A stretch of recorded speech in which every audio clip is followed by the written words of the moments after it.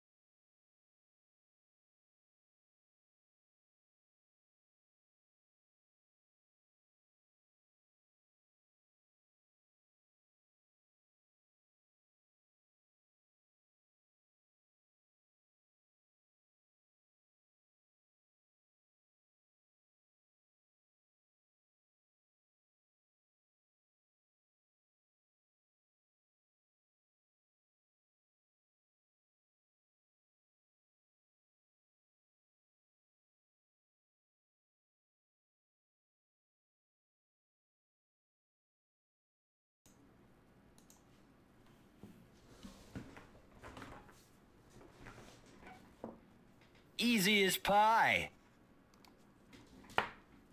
There it is. I knew someone would get it. Hi everyone, welcome on in. My name is Penn Center. We are here today for some linear algebra. We're just waiting for some of those pre-roll ads to roll on through, and that way we won't get stopped midway through the presentation. Clonade is here with us today to deliver an amazing presentation on basis and dimension. Let's get that fired through. How are you doing, Anders? Hope you're doing well. Hardly even a practice test. We'll get that fired through, and then I'm going to turn the bot off just so that we don't get distracted as we work away on some linear algebra today.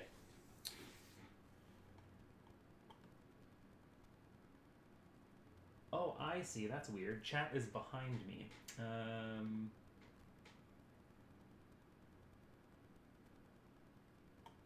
Chat. I need you up here, chat. There we go.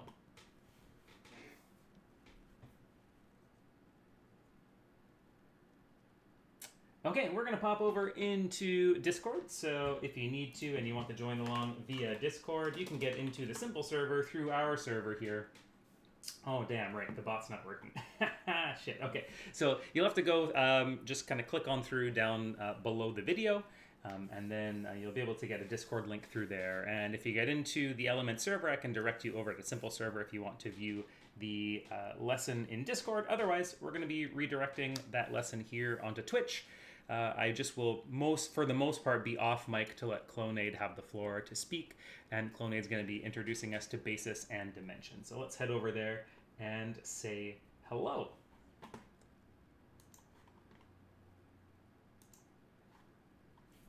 Hello, everyone. I hope you're all doing very well today. We have a very special guest, Clonade, who is going to come in and present to us on basis and dimension. So this is our meeting number 3 for the Friedberg linear algebra reading group.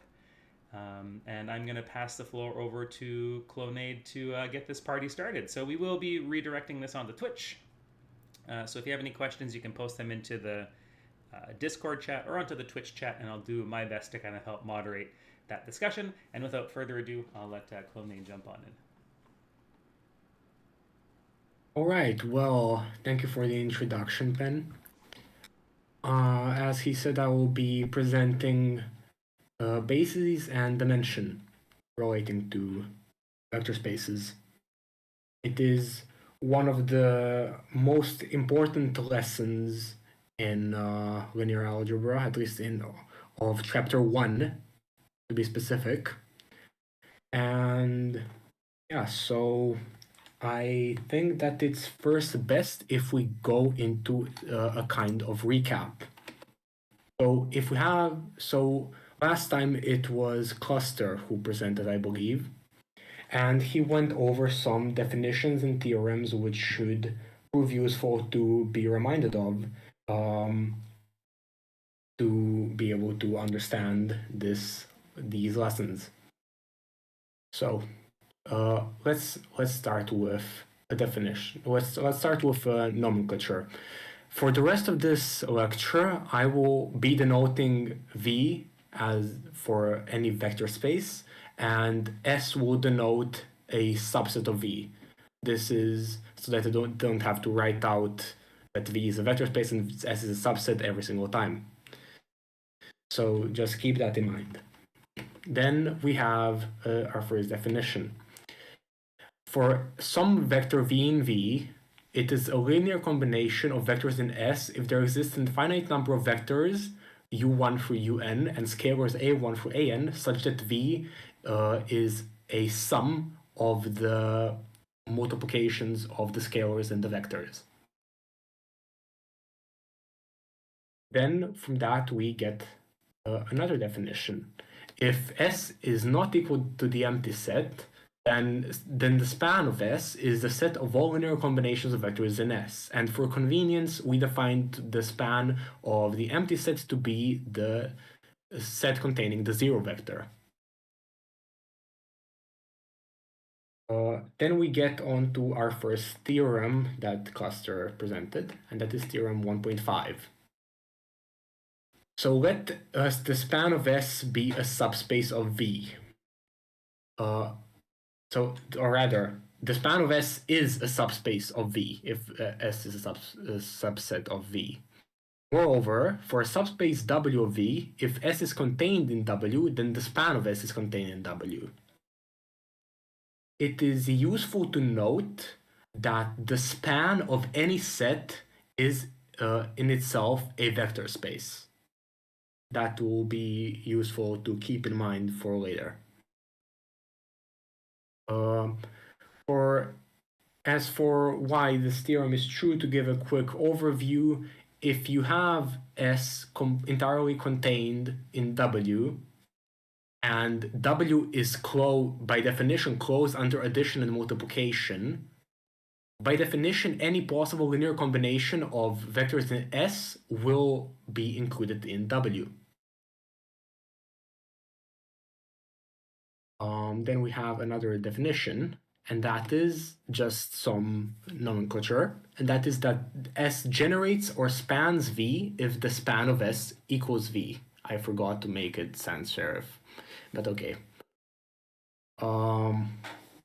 And we finally have two more theorems to go through, theorem 1.6 and theorem 1.7.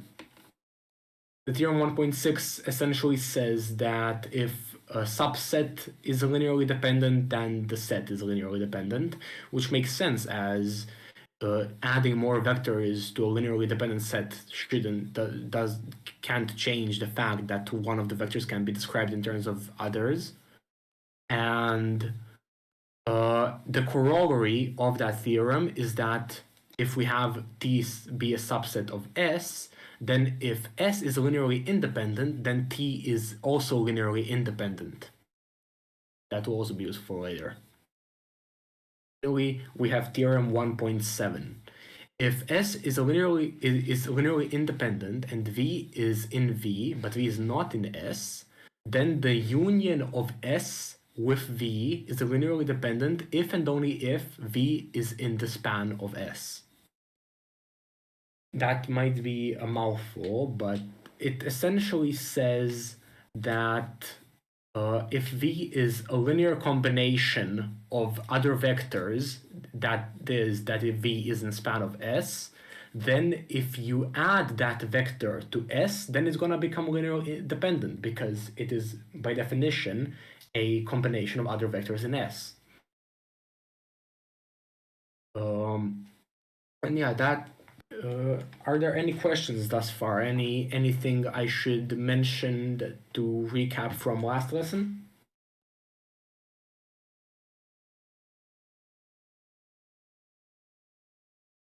Okay, well, then we may continue. So,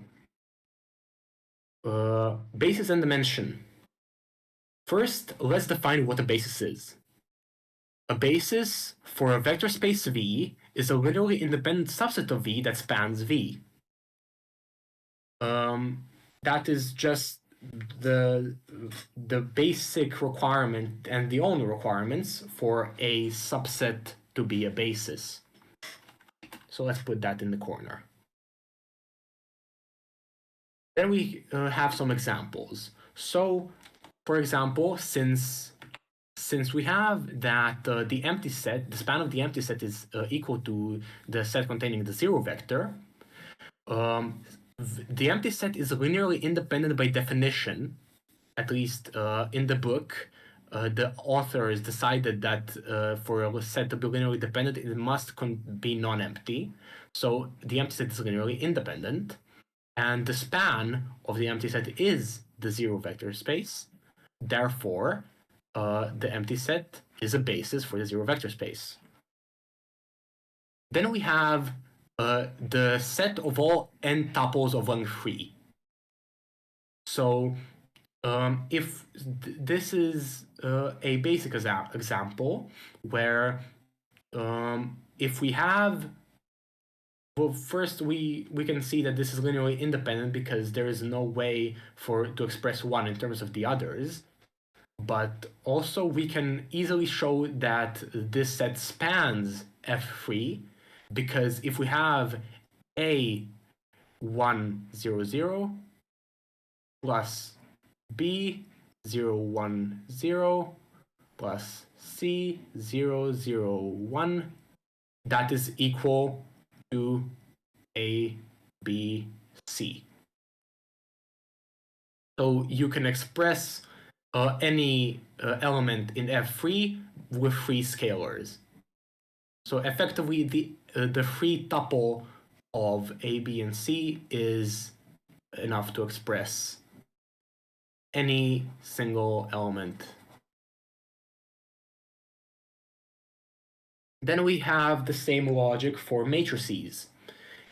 One thing that's important to mention, when we have n tuples like this, specifically where each, for any finite set of finite n tuple set, if we have a set of n tuples where each n tuple contains 1 in a unique position, this is called the standard basis.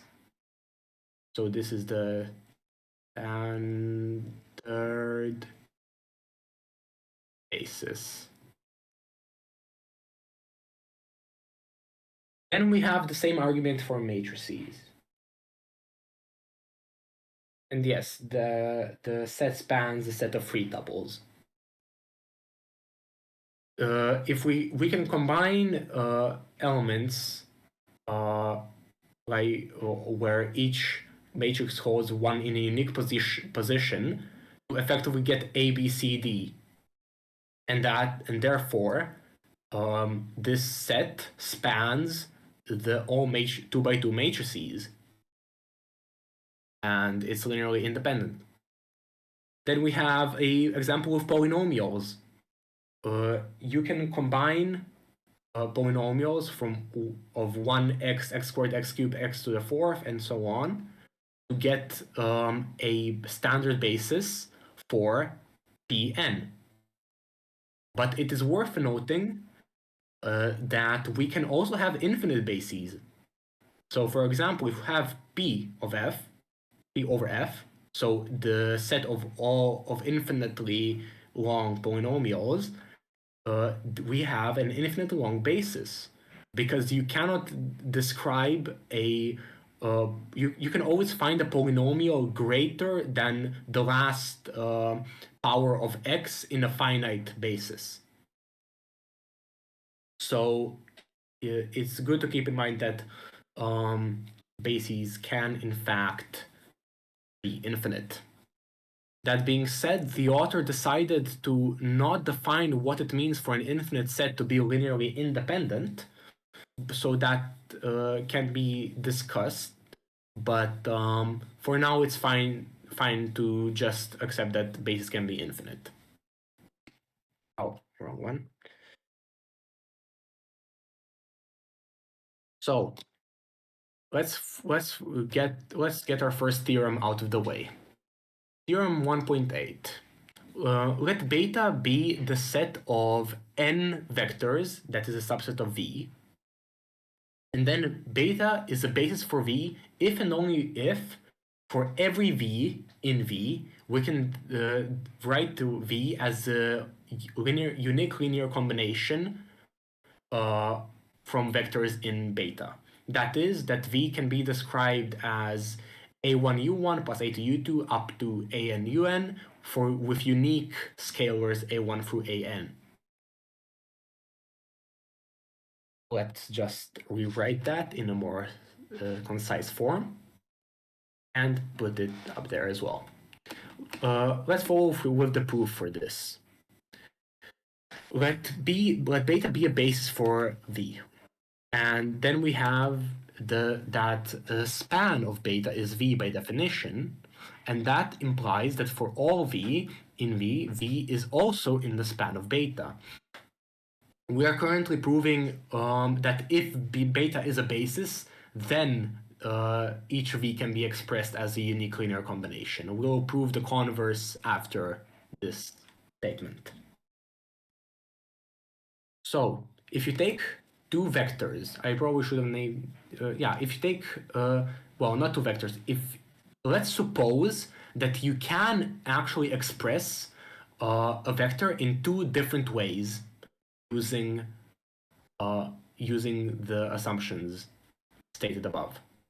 Well, if you write those two vectors out and you give them different scalars, you can subtract one from the other to get that 0 equals m1 minus b1 u1 plus a2 minus b2 times u2, and so on. So we just subtracted the two equations, and since beta is linearly independent, we know that the only solution for this equation is where all of the scalars are 0. Therefore, a1 minus b1 is equal to a2 minus b2, and so on, is all equal to 0. And it follows from there that a1 must be equal to b1, a2 must be equal to b2, and so on. So let's now prove the converse. Let beta be a vector of n, a set of n vectors, that's a subset of V. Then, if for all V in V, you can write V as a unique linear combination with vectors from beta, show that beta is a basis. Well, this proof is more simple than the other ones, or than the other, because if we have unique scalars, that means that 0 must be expressed in a unique way. So that, and we know that if we must express 0 in one and only one way, the scalars must all be 0. One question that may arise from this is, what if we have, for example, u1 and u2 be your u2 be the additive inverse of u1? Couldn't we just subtract u2 from u1? Well, if we try that, and let's say that we are working with vectors of one tuples, why not? So let's write u1 as a one tuple of 1 and u2 as a one tuple of -1. And so then we can let a1 equal to a2 equal to 1, because we will subtract 1 from 1 and get 0, right? But, well, what if I choose a2 and a1 and a2 to be -1? Because if we multiply both by -1, we will just get the opposite of both, so they will essentially switch places, right? So therefore, since we have two different ways of describing the zero vector, that breaks the unique scalars requirement. So that shows that the only way to write 0 is by using all zeros.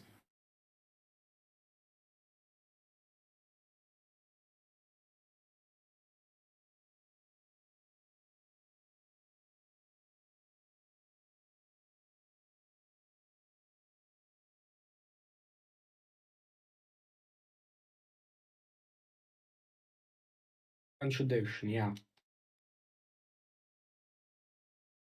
Yeah, so usually you would show this via contradiction by essentially assuming that beta is not a basis, and then proving that some statement contradicts that the beta is not a basis. But this is honestly the best I could come up with, because the book gives the converse as an exercise. And also, it's worth noting that 0 cannot be in beta, because if we have unique scalars and 0 is in beta, you can write 0 as 0 times any vector. Therefore, it would also break the uniqueness.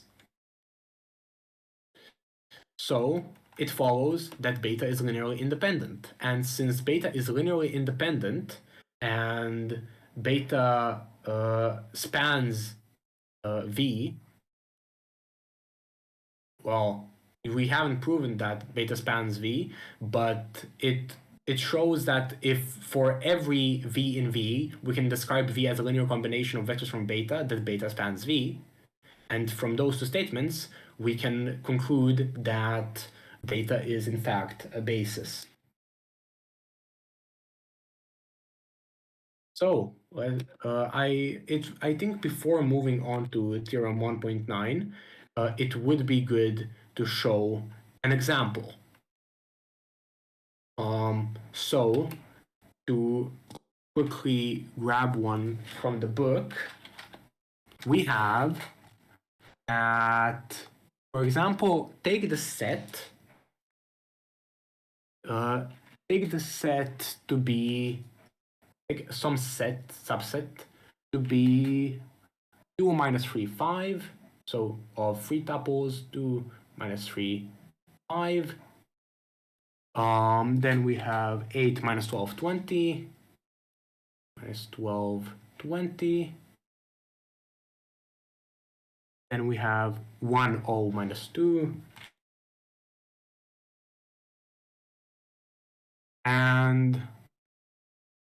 And we have 7, 2, and 0.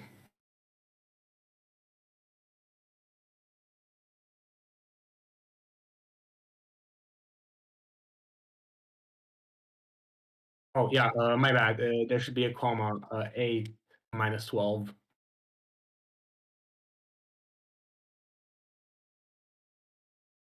Thank you for pointing it out. So, let's assume that, well, not assume, but it can be shown via methods described in the last lecture that that S does in fact generate R3. So we're working with n tuples over the real numbers, 3 tuples over the real numbers. So we can select the basis by using, well, actually, this is an example for theorem 1.9. So I'm just quickly gonna take this, move it down, and I'm just gonna select. If I can actually select, that would be nice. And then move it down. Right over there. So, actually I should show you the entire thing on screen so that I can select it later. So, right. We have theorem 1.9.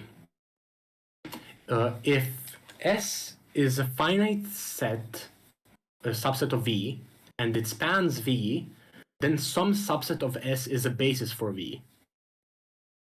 This essentially means that we can reduce a subset of V into a basis. So if we write that into a more concise form and place it up there, we can go on to the proof. So first we take the simple examples. If S is the empty set or if S is the zero space, we get that the vector space it's a subset of is also the zero vector space, and the empty set is a basis. Well, why is that? Because the span of both the empty set and the zero space is in fact the zero space, one by definition and one by just realizing that when any way you add the zero vector is going to result in the zero vector itself. And so that takes the simple case out of the way. So let's move on to the other, well, for the rest of the sets.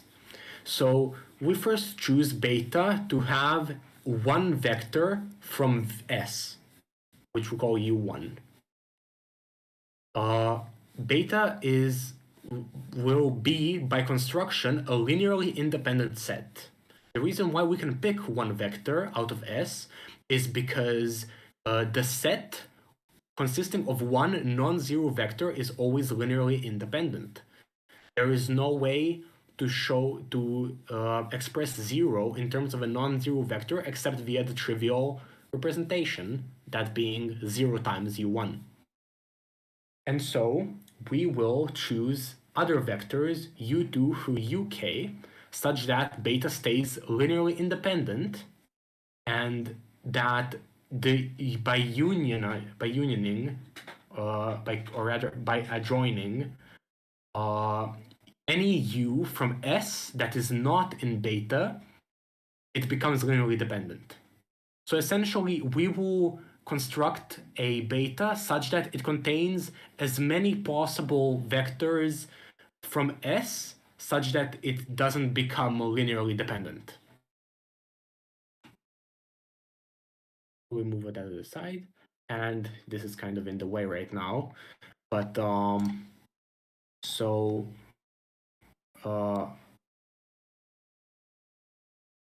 I'm just going to quickly move this. So we have, I can actually move this to the other screen. Okay, good. So we have, let's V be a vector in S. If V is in beta, then we have used it in the construction of beta, and V is also in the span of beta, because we can just do 1 times the vector to get itself. So essentially every non-zero vector, every vector actually is a linear combination of itself. So, but what if V is not in beta?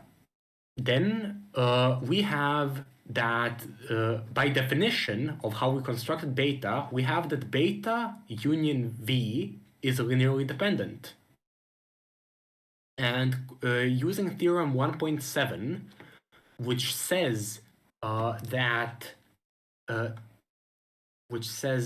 if we have not this, but this, right? Which says that if we have a set, if we have a set S, which by unioning some vector V becomes linearly dependent, then that mutually implies that V is in the span of S. That is what the theorem described in the last lecture states. And with that, we can conclude that V is always, in fact, in the span of beta.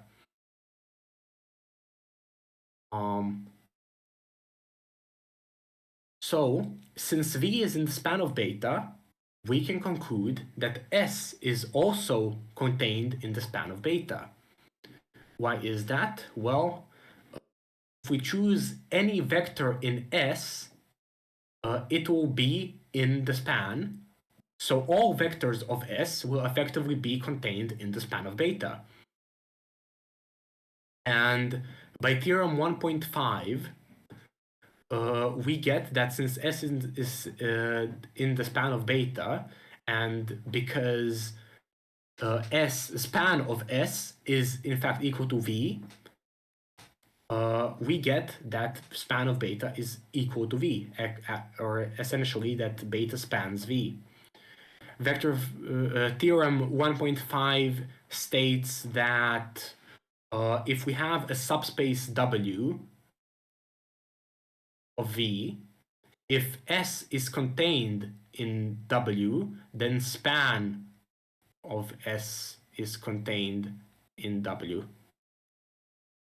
That is theorem 1.5. So we use that theorem to essentially conclude that the span of beta is in fact equal to V, or rather that beta generates or spans V. So since beta is a linearly independent subset by definition, by how we constructed it, and since it spans V, we conclude that beta is in fact a basis for V. So now we can come back to our example. Well, this is, yeah. Now we can come back to our example, where if I just take the text, I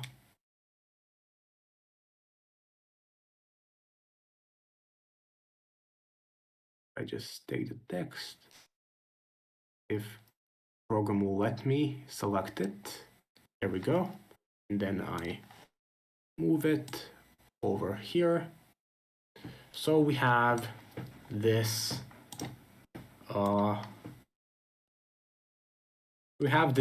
set of 3 tuples. So the way, what theorem 1.9 essentially says, as I said in the beginning, is it lets us reduce this subset of V into a basis. How do we do that?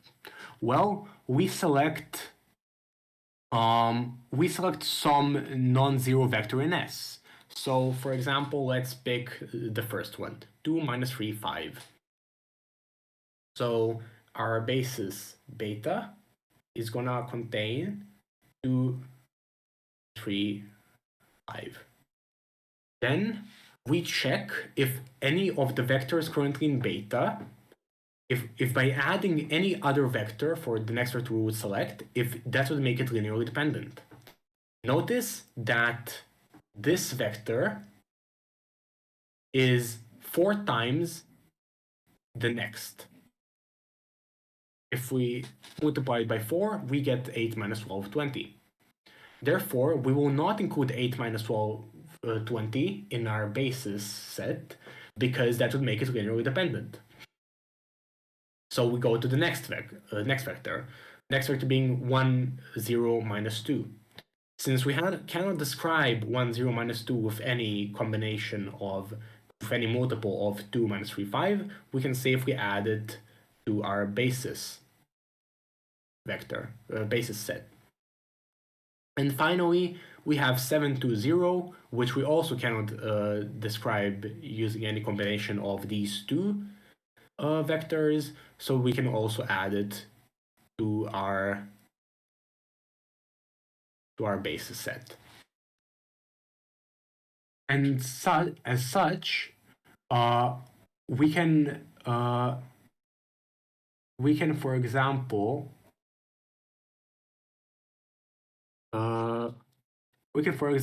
see that not only does, if we actually go through each of the vectors and try to make them equal 0, we'll actually see that the only way to do that is by using the trivial representation.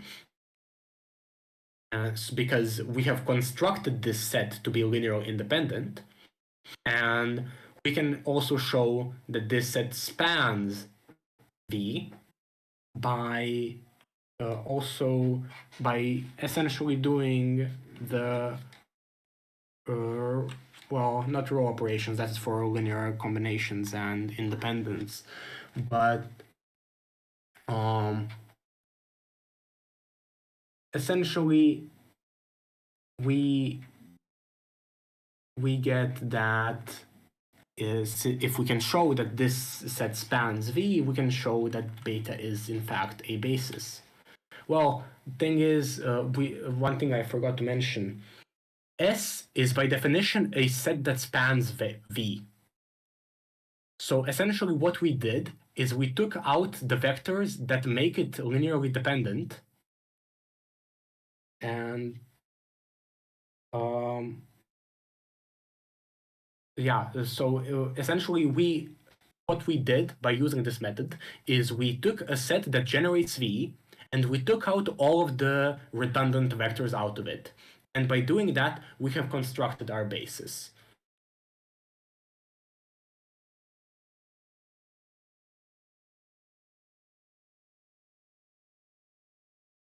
So that essentially covers an example of theorem 1.9 and how it works.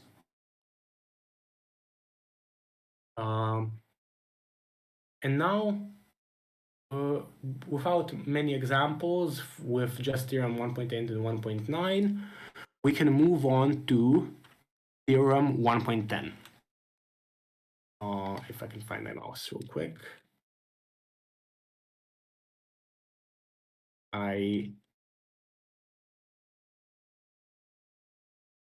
Oh, right.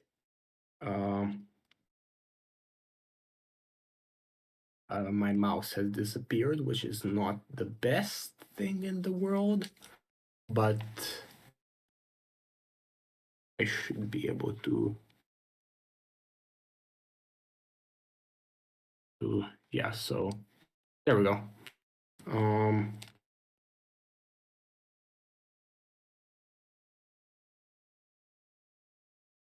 If I just do this and then this to delete it, there we go. So let's move on to theorem 10.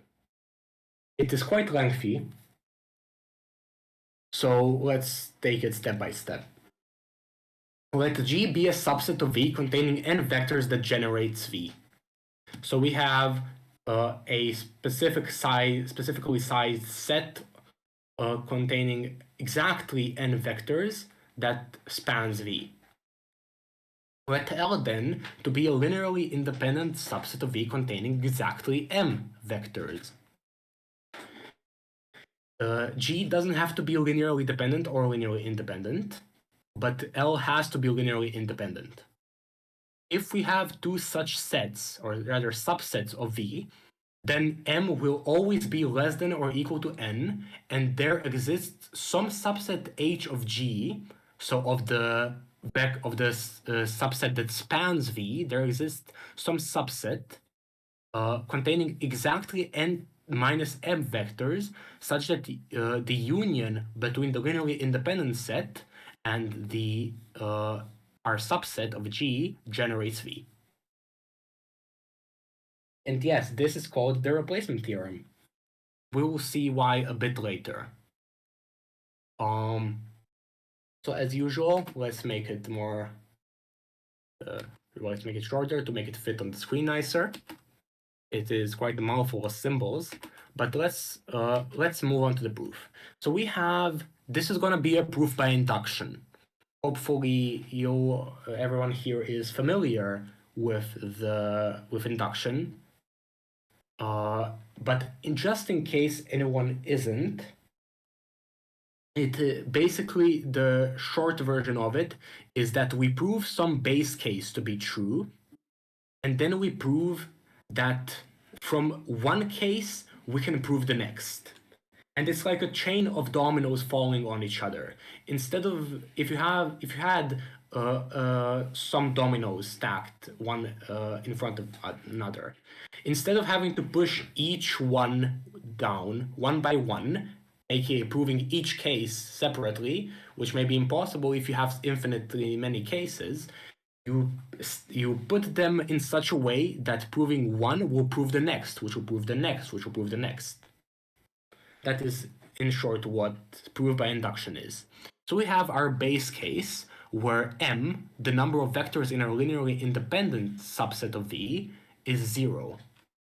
In this case, we have that L is the empty set because M is 0, so the number of vectors is 0, and we can take H, the subset of G, to be equal to G, and so unioning the empty set with H will just give H, and since H is equal to G, H spans G. H spans V, my bad. So that concludes the base case, and that is the simple part. And then we have the inductive step, m plus 1. So let L be a subset of V with vectors from 1 to m plus 1. So it contains m plus 1 vectors, and let it be a linearly independent set. Since L is linearly independent, we have, by the corollary of theorem 1.6, that a subset of L is also linearly independent. So we have that the vectors from 1 to m is also linearly independent. And because of that, the induction hypothesis, that being our hypothesis that m plus 1, that m proves m plus 1, can conclude that m is less than or equal to n, and that there exists some h that contains n minus m vectors, that is a subset of G, such that the span of the vectors v1 through vm union h, or rather u1 through un minus m, that spans V. This is quite a lengthy and relatively complicated proof. So if there are any questions, I'll do my best to answer them once we complete the proof. So we have that there exists some scalars a1 through am and the b1 through bn minus m in the field of that the vector space is over, such that the linear combination of A1 V1 through AM VM and B1 through B1 U1 through Bn minus M Un minus M is equal to Vm plus 1.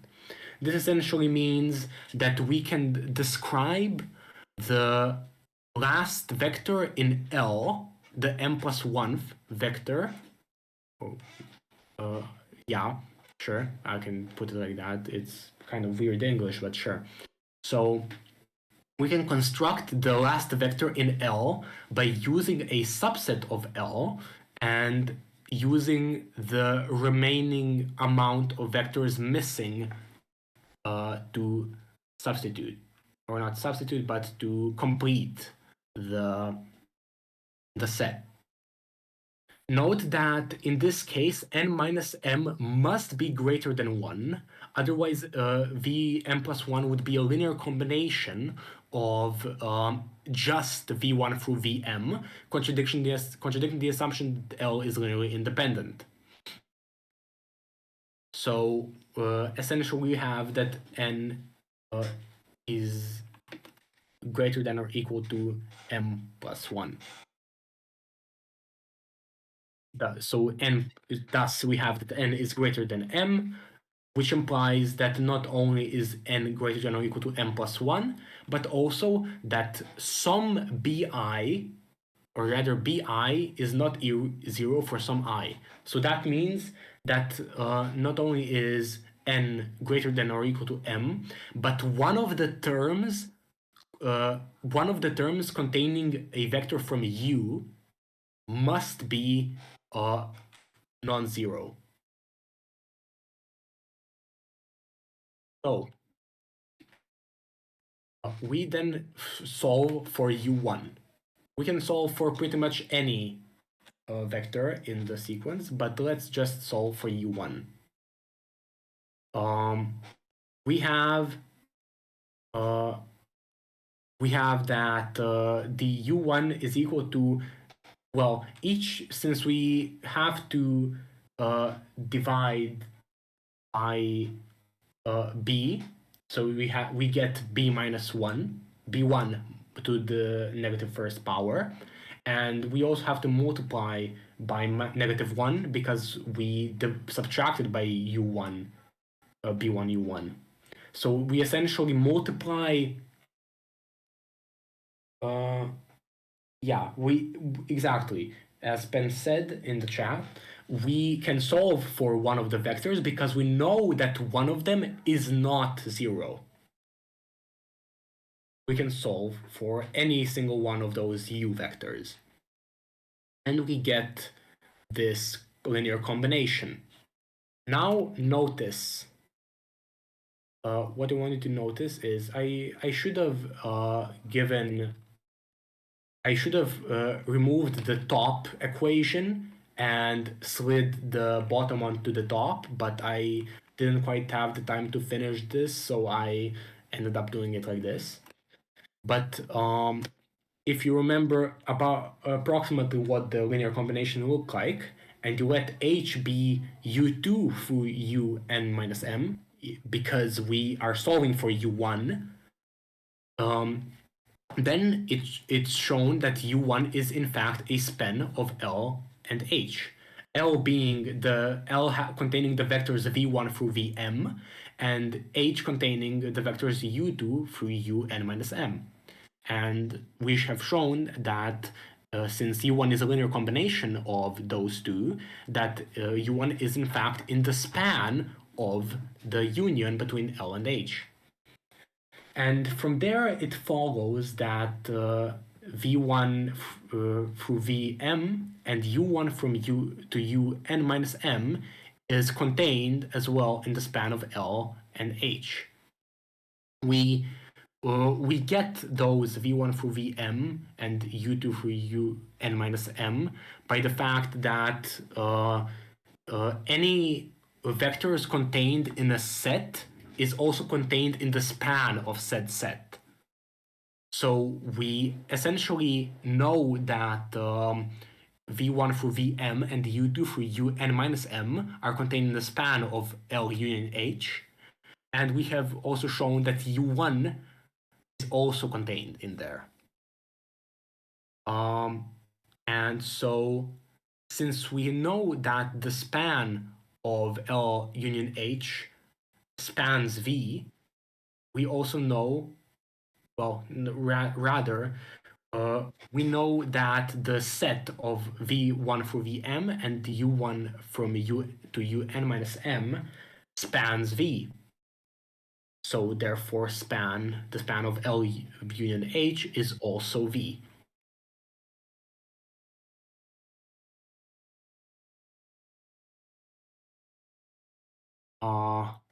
Let me just make sure I got that right. Thank you. It took a while to. It took more time than I expected to construct these animations, but I managed to get there in the end. Oh yeah, one thing I should note is that I didn't quite have the time to encapsulate everything in today's lecture into Manum. Into these animations. So I will continue once we finish with the proof of theorem 10, and once I answer any questions some might have about it, I will continue by writing things out and using the book as reference.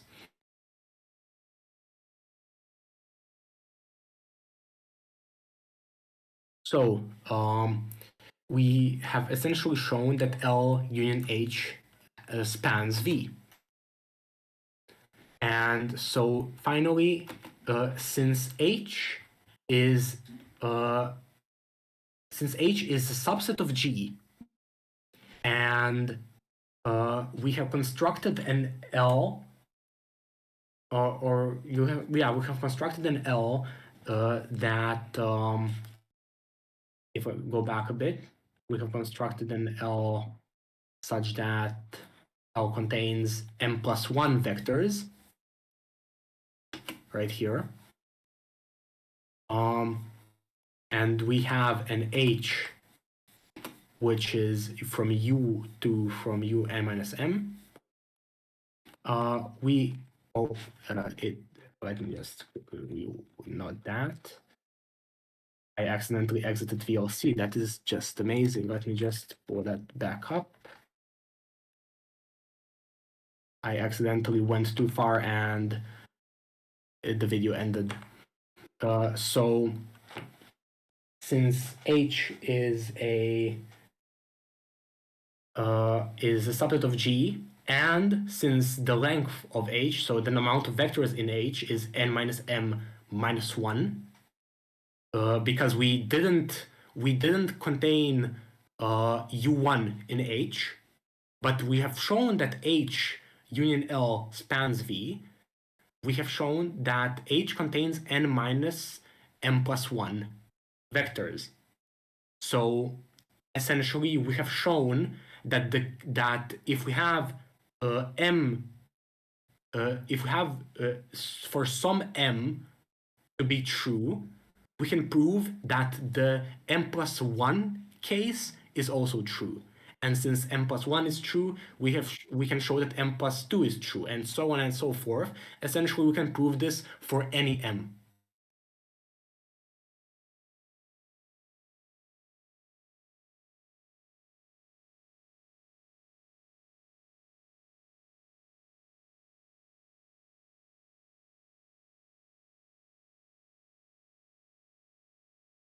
So essentially that wraps up the animations that I made for this lecture.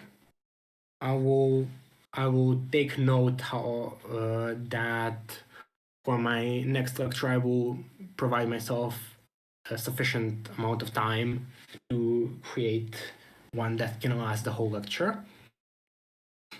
But we have now proven the replacement theorem. It was a little thorny, so to say, but we got there in the end. The theorem 10 is called the replacement theorem because we can show that essentially the way we prove this is by replacing by having a set that generates V and some by complementing some other subset, complementing a subset of the set that generates V with some vectors such that the union of those two also generates V.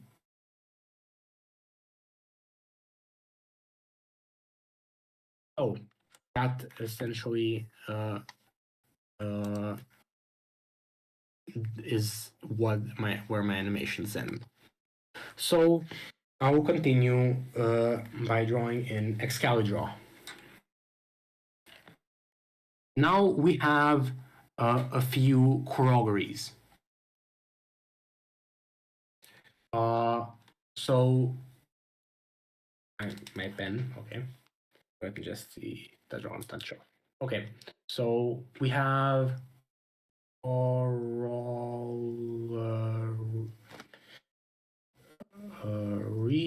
1. Also, I will close.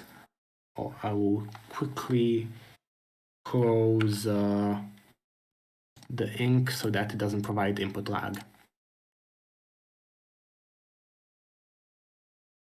All right. So we have the corollaries of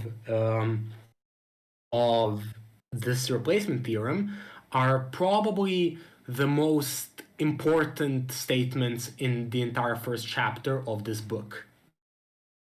So we have corollary 1. So let V be a vector space having a finite basis. So if we have a let beta be a basis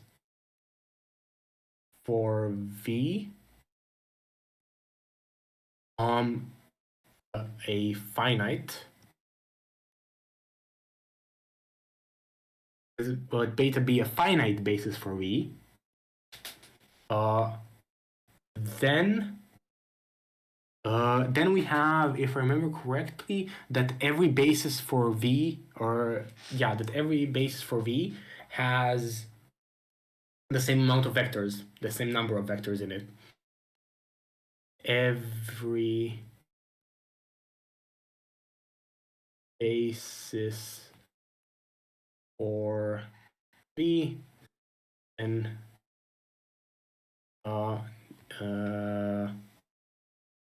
has the same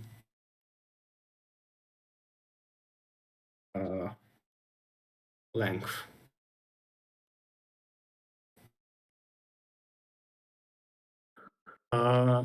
So this essentially tells us that the number of vectors in a basis for a vector space is an intrinsic property, of the vector space, or rather of the basis. The proof for this is so if I go down here and write proof, so suppose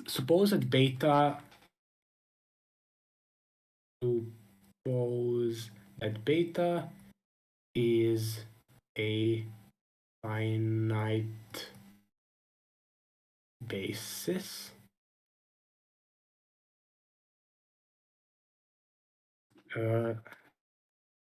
Beta is a finite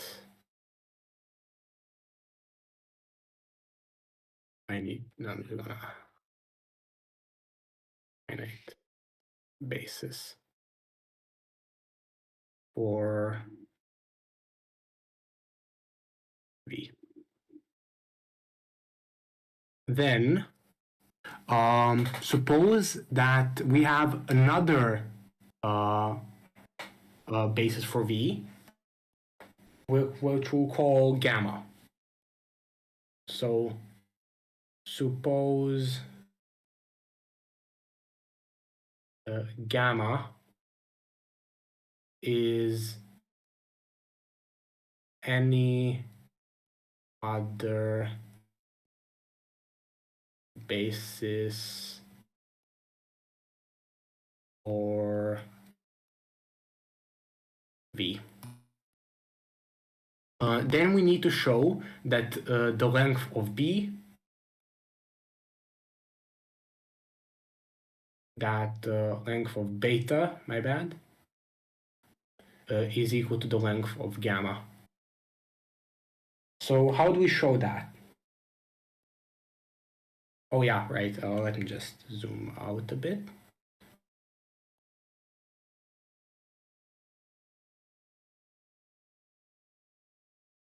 Yeah, so I'll be scrolling down as I write so that I don't run out of space. Yeah, so we need to show that the length of beta is the length of gamma. We show that by showing that gamma is a subset of beta and that beta is a subset of gamma. Essentially shows that that they're equal. So let's say that the length of gamma is n plus 1 or some n. So let's say that beta is n long, that it has n vectors, and that gamma has n plus 1 vectors. Then we have that by replacement theorem, which I probably should have kept on the screen. But then we have that the replacement theorem essentially says that since rather not that gamma, my bad, not that gamma contains the n plus 1, but let's say that some subset S contains n plus 1, contains n plus 1 vectors. So we have by replacement theorem that that since beta generates V and gamma generates V, that n plus 1, we have that since we have a subset of gamma that has n plus 1 vectors, we have that n plus 1 is less than or equal to n, which is just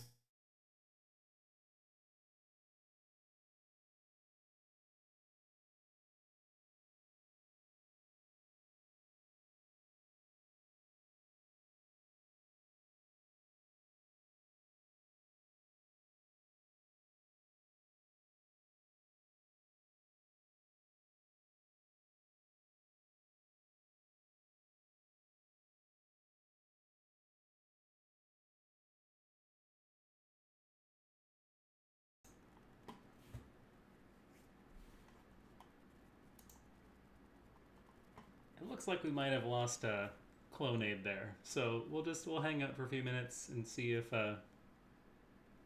he comes back to us from the other side. Are you still here? yeah, I am. Oh, excellent. Okay, something went funky with your microphone. So you were talking about this contradiction that happens, and then all of a sudden your microphone went a little crazy. Oh, did it? Is it fine now? I can hear it now. Can you just say something else for me? Sure. So what I'm trying to say is that fine? Yeah, that's good. I just wanted to make sure that it was still porting through to Twitch, so everything looks like it's. Okay, my bad. I'm not sure what happened, but sorry to anyone who is listening. So you may just want to just go over that last statement that you gave one more time. Yeah, so essentially I have arbitrarily chosen for S to be a subset of gamma, right? I can do the same thing with beta. So I can essentially say that S, the length of S is n plus 1 for an S that is a subset of beta. And we also get that n plus 1 is not, in fact, less than n, less than or equal to n. So we must say that beta, the length of beta, is some m such that m is less than or equal to n, right? So essentially, because of that, I could have used other variables, but if we have that, or I should have used m plus 1. Yeah, so let's do m plus 1. M plus 1 is as in m.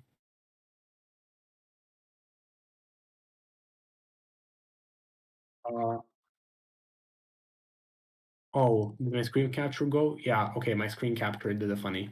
Let me re-enable it.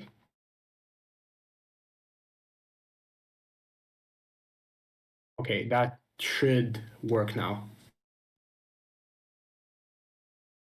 Yeah, so essentially you can reverse the roles of beta and gamma, and we obtain that, so beta must be some n, where n is less than or equal to m. Therefore, we have that n is equal to m, and that implies that the length of beta is equal to the length of gamma.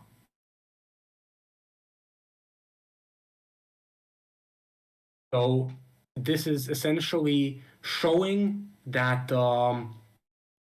that every basis has the same number of vectors, and that allows us to go into a very useful definition, or not, maybe not so much useful as important.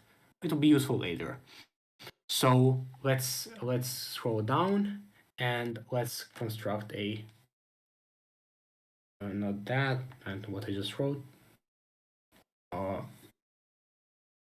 definition. So a vector space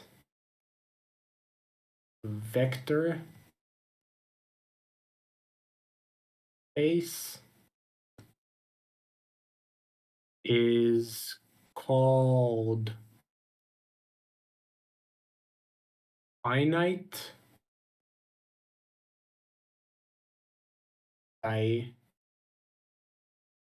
dimensional.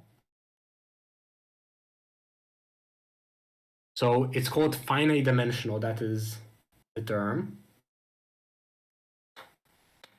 If it has a basis consisting of a finite amount of vectors. So if a, or I'm going to write it as if bases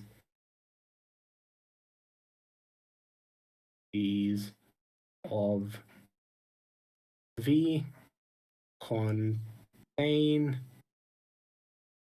a finite amount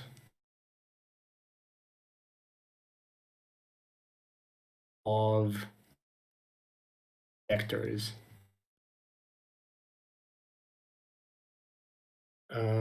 So essentially, the property of bases, that is their length, the amount of vectors inside of them, is called the dimension.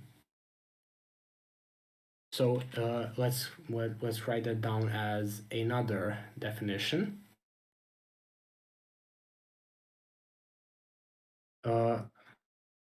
The number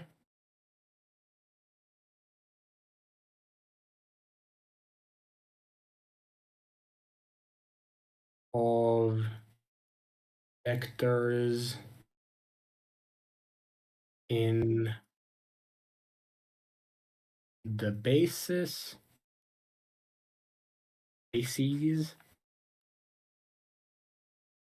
of V is called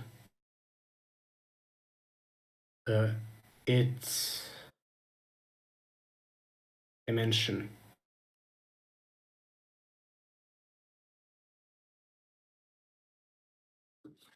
So if we have a basis,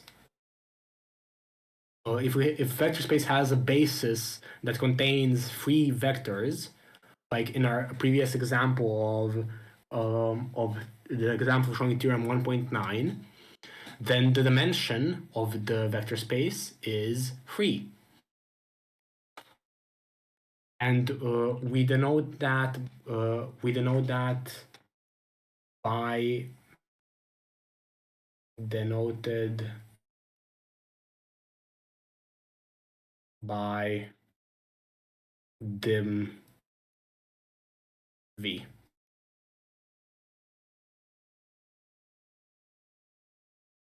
So by dimension v, by dim v, we denote the dimension of v, and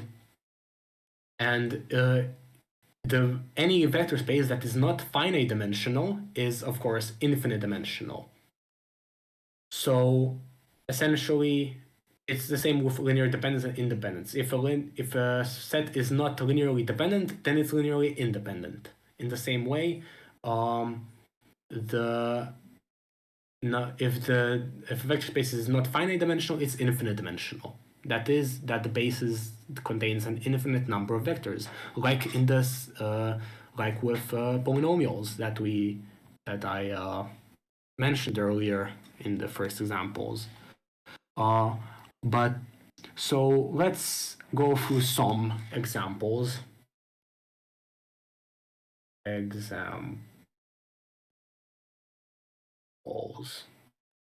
So the dimension of the zero vector space is 0. Why?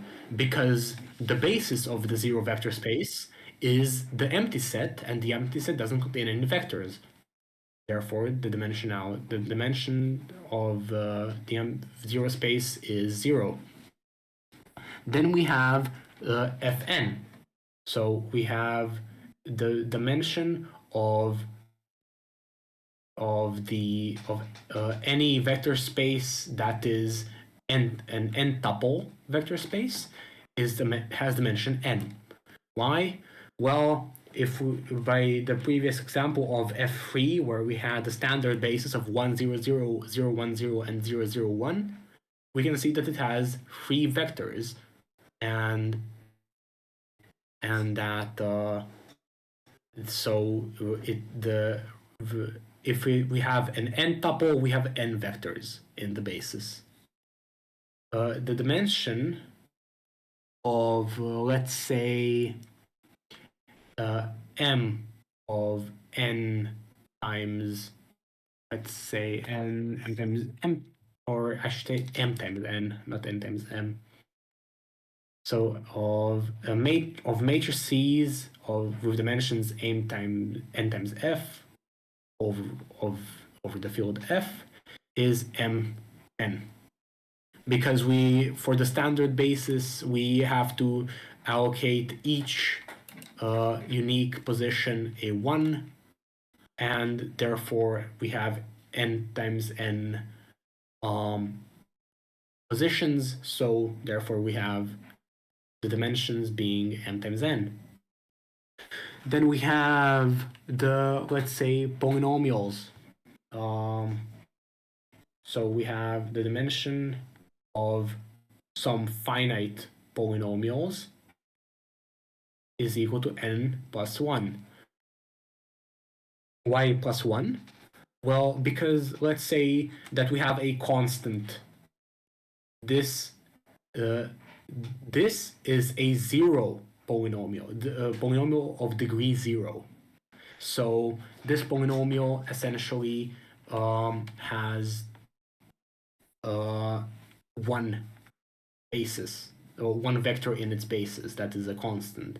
If we have x, so if we have x plus 1, then we need 2 vectors. We need x and 1 to construct a standard base. So to construct a standard basis for x to the n, we need x to the n minus 1 and so on until x to the first power, but we also need x to the 0th power, which is equal to 1.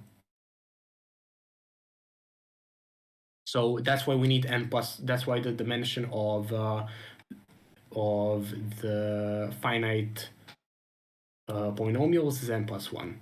And of course, the dimension, we don't have a dimension of p other than infinity itself, but this is, as far as I know, not really used. The dimension is noted when we have a finite vector space. So I'm just gonna put a question mark above it. Right, so those are some examples of the amount of dimensions. Then we have actually, so I would like to construct 2 more examples, and those are going to show that the field that you're working with can in fact affect the dimension of the vector space. So the vector space of complex numbers that is over the field of complex numbers has dimension 1. So if we have the dimension of the vector space V over the complex numbers, that is equal to 1, that being if V is the vector space of is, let me just write it out, is the vector space of complex numbers.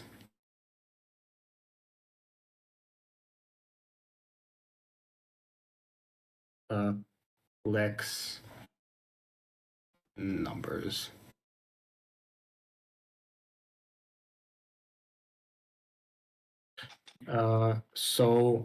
But if we have the dimension of V over the real numbers, then that is 2. Let me just add that the basis is then the set containing 1. Because the scalars can also be complex numbers. But in this case, the scalars cannot be complex numbers, they can be real numbers. So this also applies, and the basis is then the set 1i. So the field that you have your vector space over can sometimes affect the number of dimensions it has. And then we essentially have that we come to corollary 2. So if I just go up, not that, if I just go up and zoom out a bit. So I can just line this up.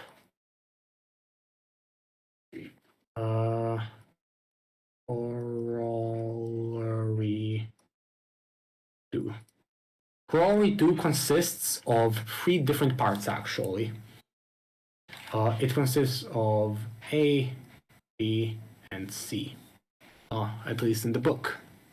Corollary A says that if we have a subset of a vector space, let's call it, let's call it G. So if we have G is a subset of V such that span of G equals V and that the length of G equals N. So essentially saying that if we have a generating set for the vector space V that is of length N, or let's say at least N vectors, then, so let's say n plus c for some, again with this, for some c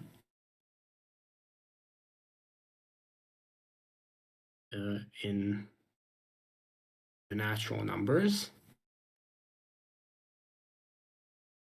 So if we have that G that spans V and it has at least n vectors, then we have that subset of G that contains exactly n vectors is a basis. Or rather, yeah, we can say that if we have a subset of G H, if we have H that's a subset of G, where the length of H is n, implies that H is a basis for V.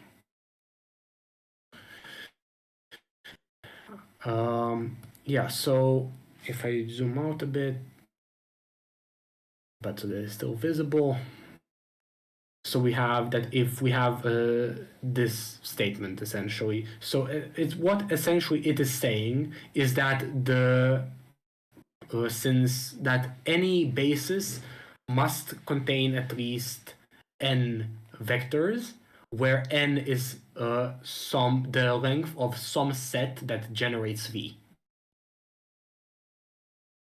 Then we have the second part of the corollary, and that is that any linearly independent subset that contains exactly n vectors is also a basis. So let's write that down too. So if we have, again with this, I keep writing lines.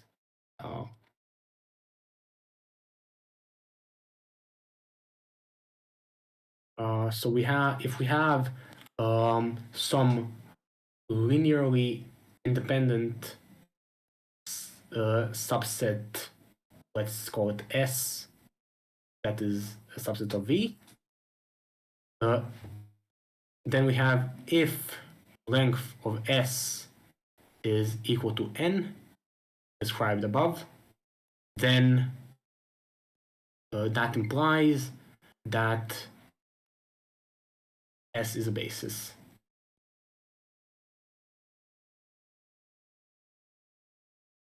And finally, oh yeah, I should probably read chat just in case. But okay, so we have the final part. So this essentially says that that a linearly independent subset of G has exactly n vectors and is a basis.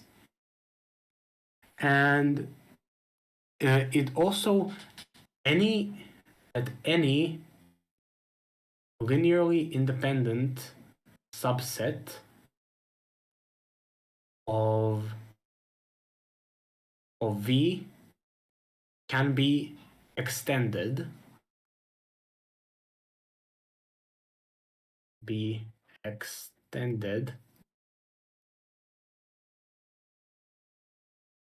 to a basis.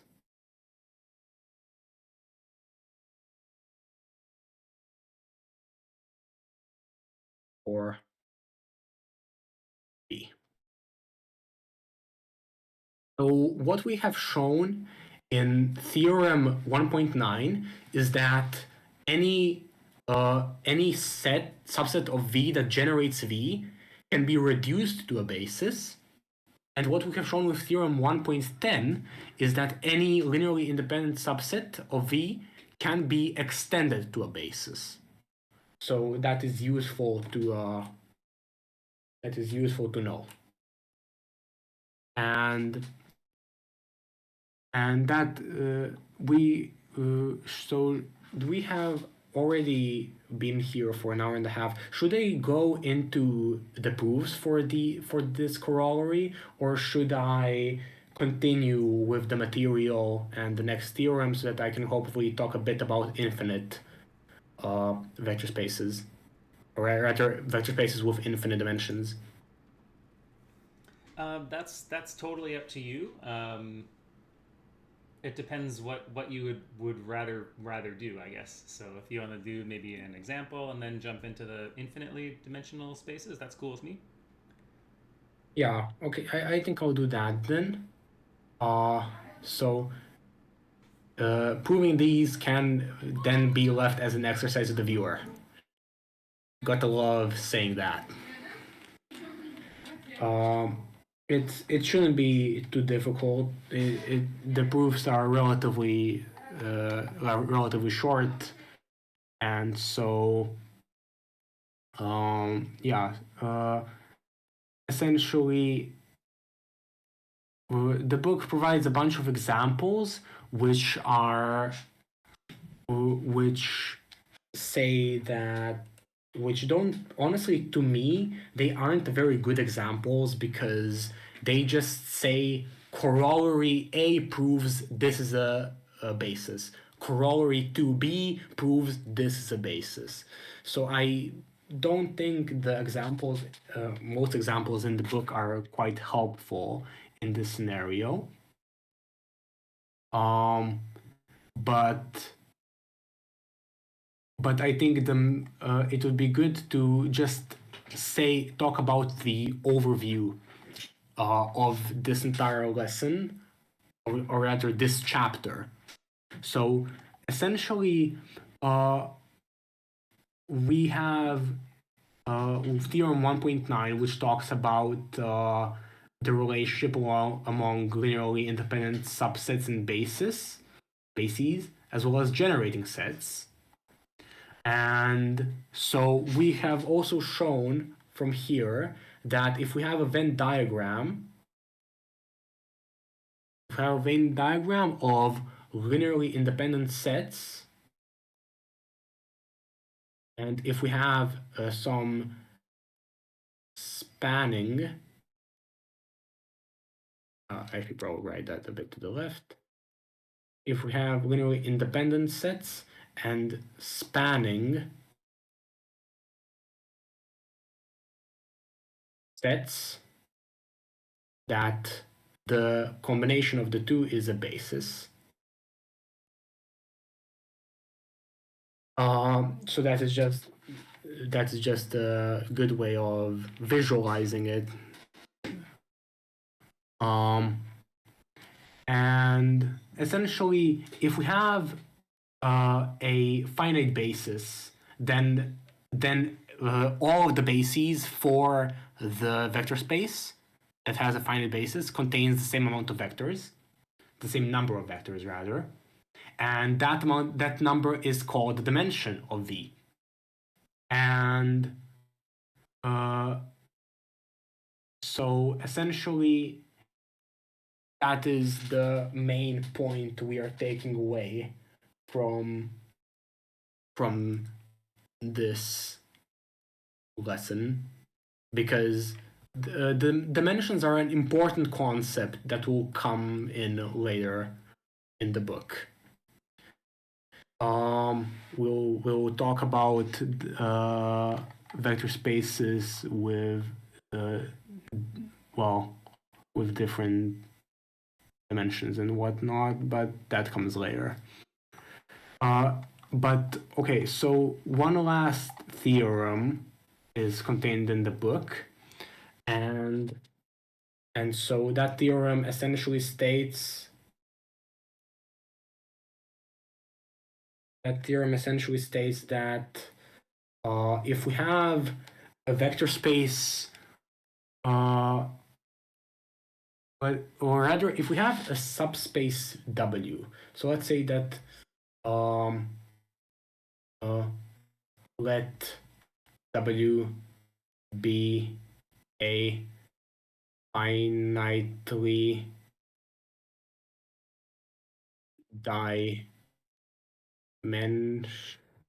No. Let W be a finitely dimensional subspace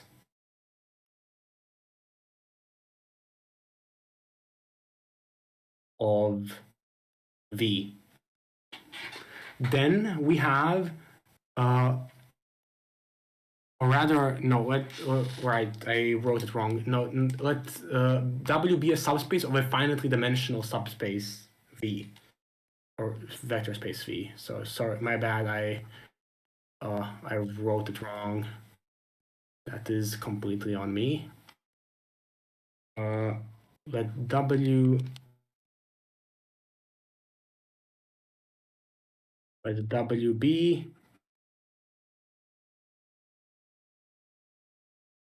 be a subspace of a finitely dimensional vector space V. Then we have not only that W is then finitely dimensional,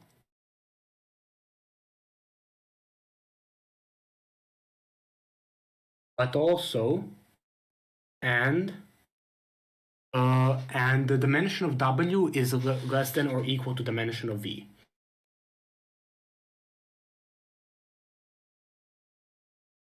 Less than or equal to dimension of V.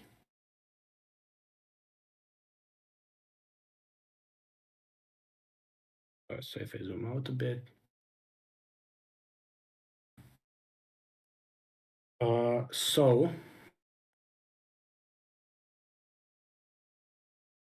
let's see.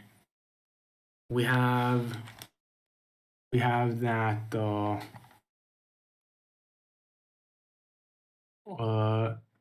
be perfectly honest, I didn't go over the proof of theorem 1.11. Oh yeah, I should probably specify that this is theorem 1.11.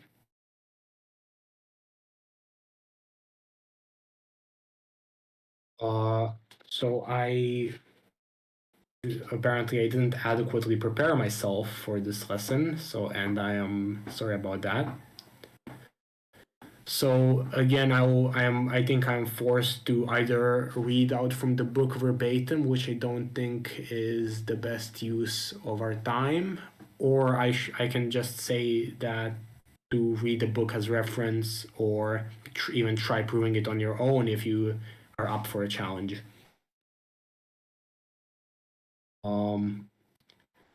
But that essentially covers the lesson of bases and dimensions that concerns specifically finitely dimensional vector spaces. Most of the book will talk about finitely dimensional vector spaces instead of infinite dimensional vector spaces, as far as I know, at least. So it's worth noting that unless otherwise noted, a vector space is finitely dimensional. That being said, I would like to talk just that bit about infinite dimensional vector spaces and something about what's known as maximal linearly independent subsets. So essentially, I want to show more or less that every vector space has a basis, whether it's infinite dimensional or infinite dimensional. Thing is, though, just to warn that the way that this is proved is uses something known as the axiom of choice. And the axiom of choice is non-constructive, meaning that just because we proved that that the basis exists doesn't mean it tells us how to construct said basis. So that is essentially in general, the axiom of choice is a hot topic in mathematics. But talking too much about the axiom of choice and Zorn's lemma and whatnot would delve too deep into set theory, which is not the topic that relates much to linear algebra, or at least it doesn't relate to what we are talking about in the book. So I don't think it's worthwhile to talk about set theory right now. But feel free to discuss it during other times because it is a discussion worth having. It's definitely a discussion worth having, but I don't think it's very useful for people trying to learn linear algebra. So essentially, let's start with a definition. So let f, I'm gonna denote the like a fancy f. Well, I should probably say let at the beginning of it. Let f be a family of sets. A family of sets is just a collection of sets, so nested sets. That is a set containing sets inside of it. So then we have that a member of F is called maximal with respect to inclusion if M is contained in no member of F other than M itself. So what does that actually mean? That means that M is called maximal if it's contained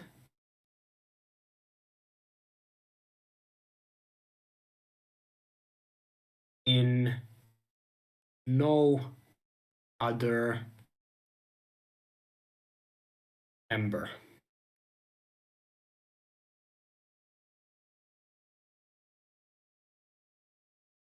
So to provide an example, if we have the set that contains a set containing 1, another set containing 1 and 2, and a set containing 1, 2, and 3, then 1, 2, 3 is maximal. Because 1 and 2 is contained within 1, 1, 2, 3. And 1 is contained in 1 and 1, 2 and 1, 2, 3. So 1, 2, 3 is called maximal here. There can be multiple maximal members. If I put 4, 5, 6 at the end here, that would also be a maximal member because it's contained nowhere other than by itself. So that is what maximal means. So to skip over to what the book calls the maximal principle. I will not call it the principle, but for simplicity, I'll call it an axiom. So maximal axiom.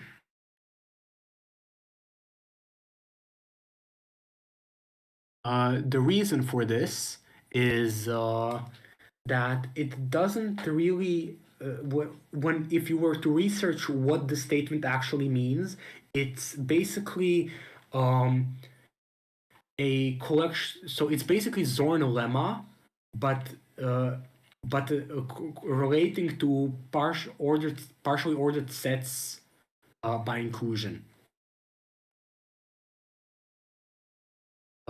So what that means is, again, outside of the scope of this lecture, but the maximal axiom essentially states that, again, let F be a family of sets,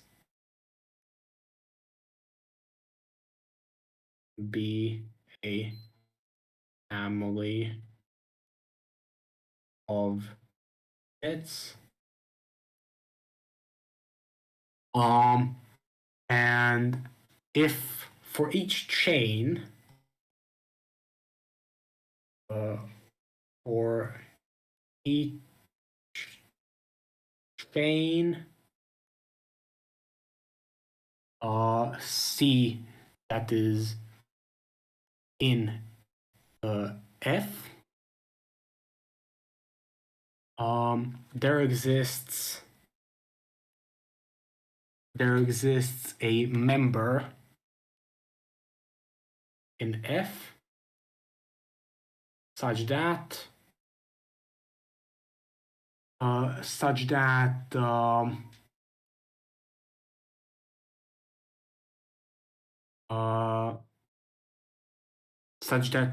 M contains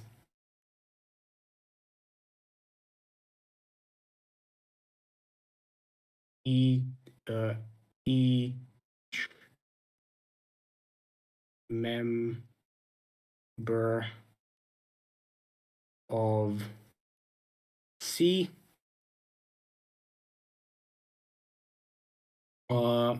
then F contains a maximal member.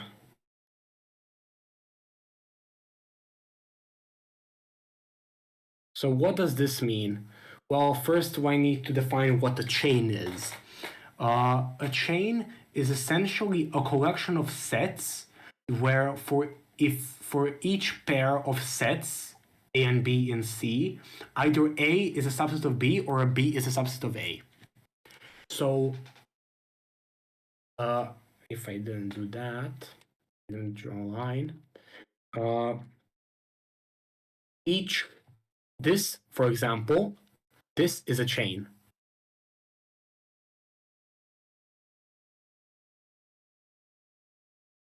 Why?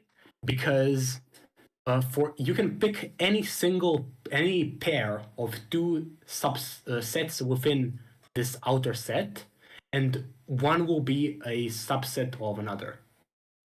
So if I picked 4, 5, 6, that wouldn't be a chain anymore, because I can pick some other set like 1, and show that neither is a subset of each other.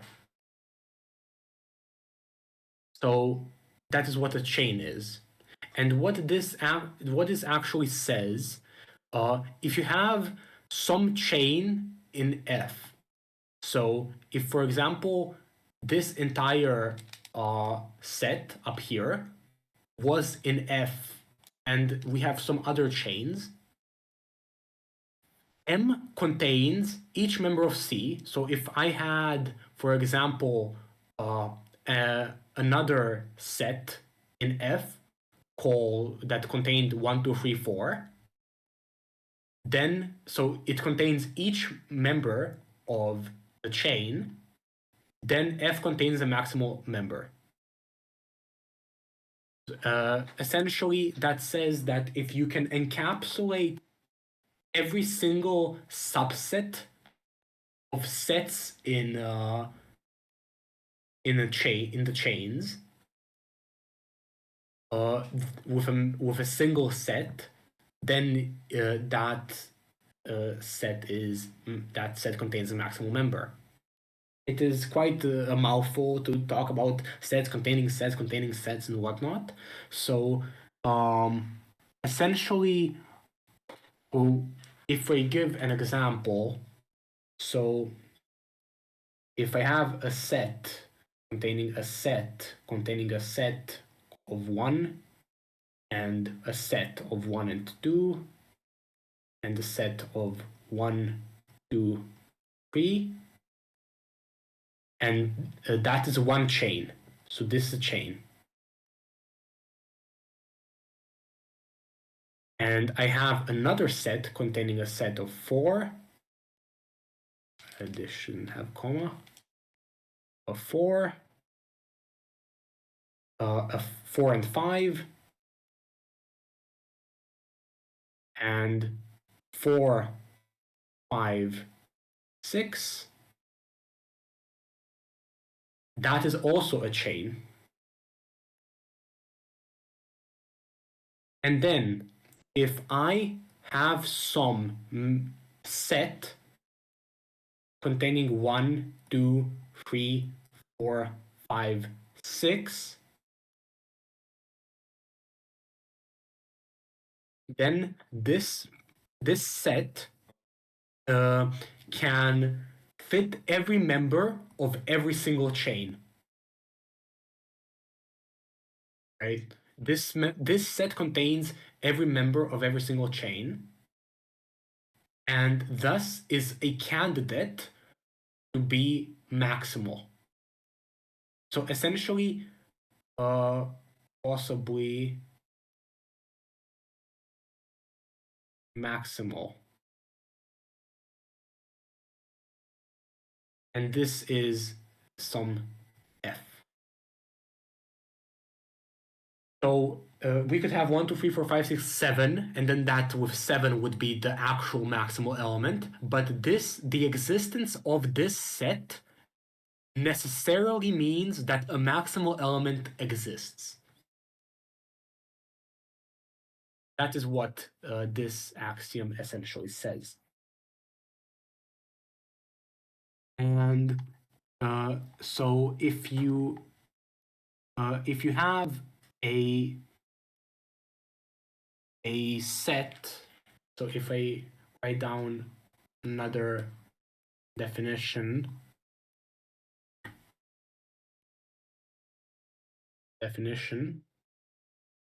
so if I have that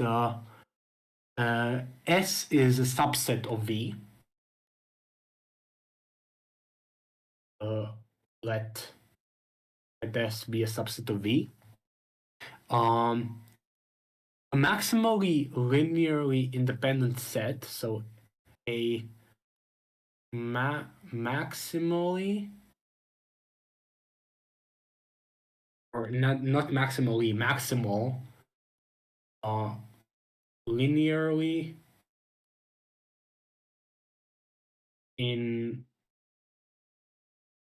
independent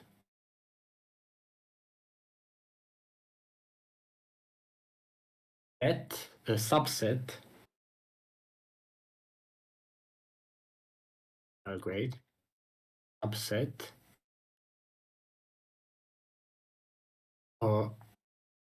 Subset of S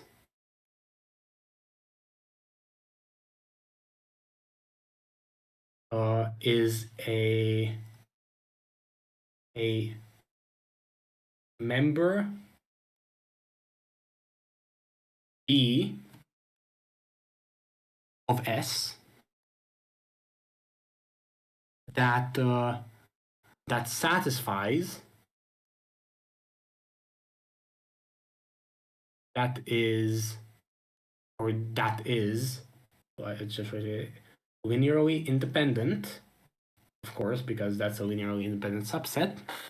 And if the only linearly independent subset of S that contains B is B itself.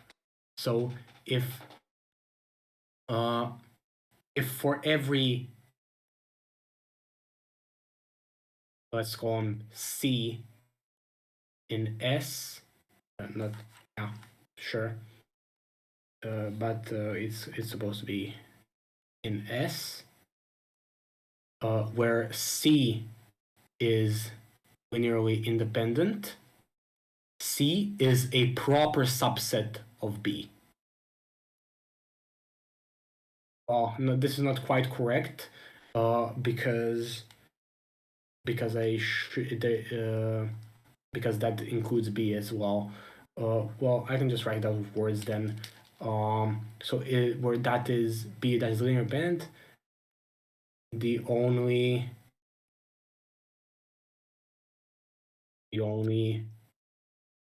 member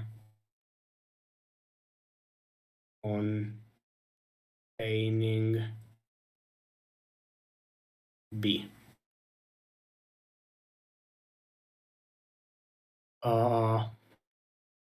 So that is what the maximal linearly independent subset of S is.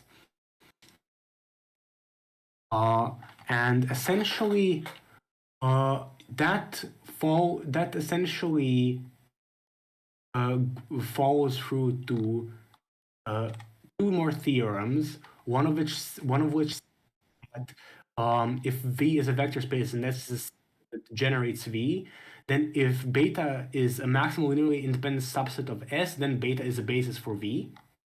And the second one being that if S is a linearly independent subset of a vector space V, then there exists a maximal linearly independent subset of V that contains S. And from the corollary of the last theorem, we can prove that every vector space has a basis. So that, I think we're essentially almost out of time, and I don't think I have time in the remaining 5 to 7 minutes to actually write out and prove the theorems. But yeah,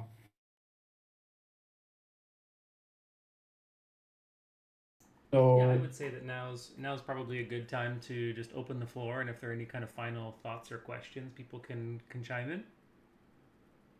Yeah, essentially. I think my Discord didn't catch up with the Discord chat.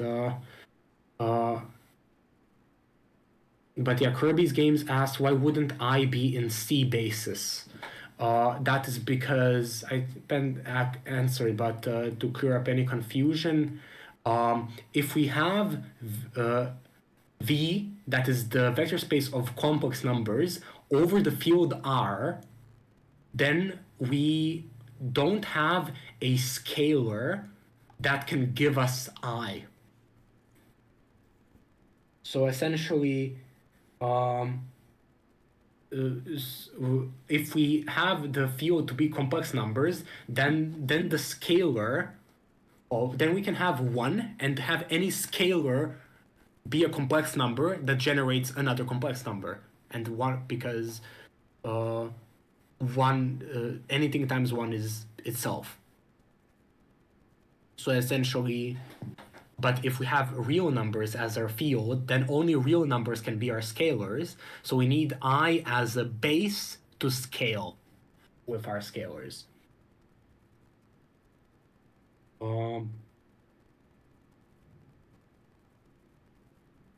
Let's see.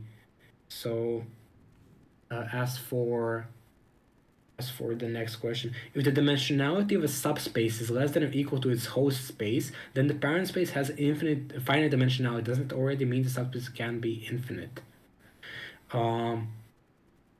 Yeah, essentially, if a subspace is, so if a vector space is finite, or rather, no, wait, if it's less or equal to its host space. Yeah, okay, so if the host space is finite, has finite dimension, and the subspace has a dimension that is less than or equal to the dimension of the host space, then the subspace is in fact finite. Yes.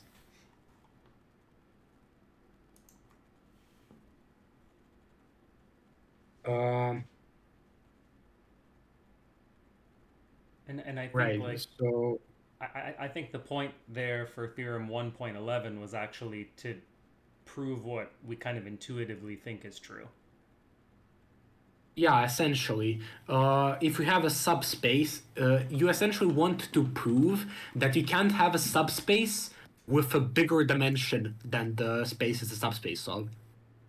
Yeah. Which makes sense because you don't introduce any new elements that would require a basis to be enlarged to be able to generate.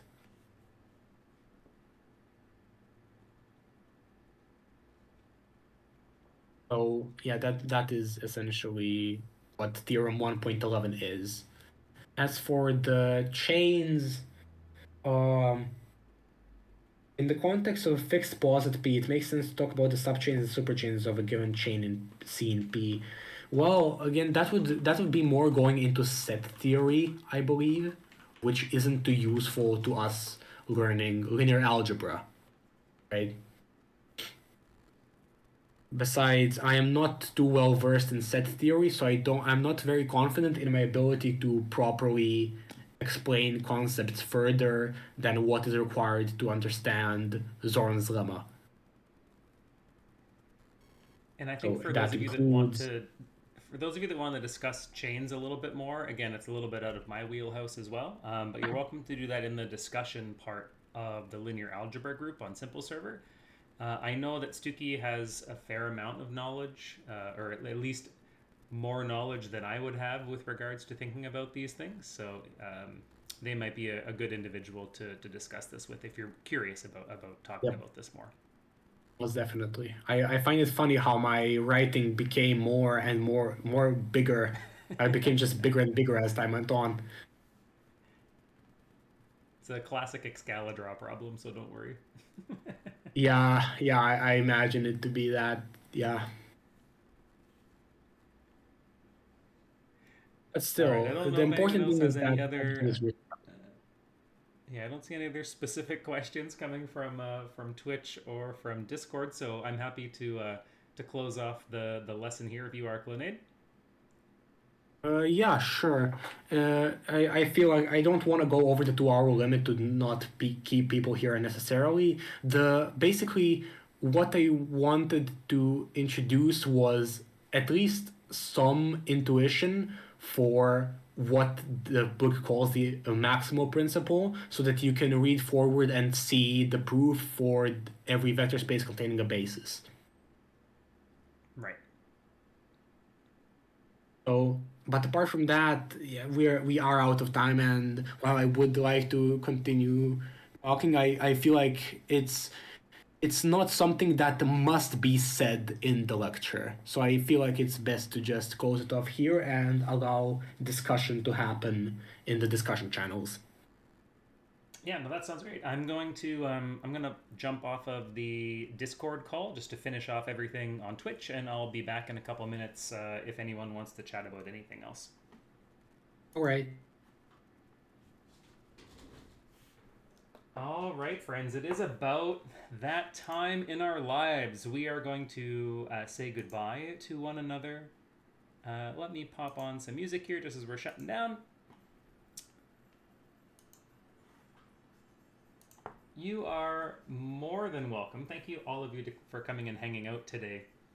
I will be back a little bit later today, so we are doing a Legend of Zelda run a little bit later.